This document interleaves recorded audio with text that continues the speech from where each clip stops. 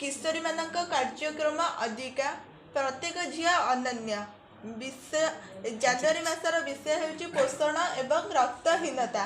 आज आम जनवरी मासर शेष सप्ताह किशोरी मानक कार्यक्रम अधिका पालन करुचे। एथिरे मोर समस्त भौणी मानक शुभेच्छा और स्वागतम। आमर आजिर विषय होउची पोषक एवं रक्तहीनता। पोषण एवं रक्तहीनता। रक्तहीनतार कारण कौन? रक्तहीनता अनेक कारण होइथाए। दैनिक आहार रे लौहर अभाव रक्तहीनता पाई मुख्यतः दायी।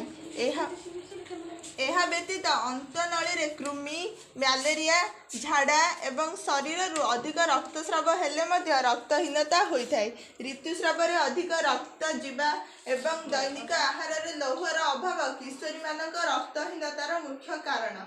एहार लक्षण गुड़िक है आंगुठी और नख हलदिया देखा, केश उपुड़ा, भोक नहेबा रक्तहीनतार सूचना दिए। शीघ्र क्लांत होइजिबा, मुंड घुराइबा, निश्वास प्रश्वास रे बाधा प्राप्त हेबा, निद्राहीनता, मुंड व्यथा आदि रक्तहीनतार प्रमुख लक्षण।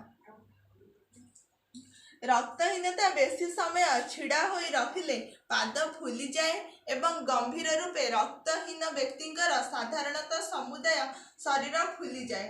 रक्तहीनता को किपरि प्रतिरोधक करा जाय पारिबो? रक्तहीनता को प्रतिरोध करिबा पई किशोर किशोरी माने प्रचुर परिमाणर सबुज शाग जातीय परिबा खाइबा आवश्यक।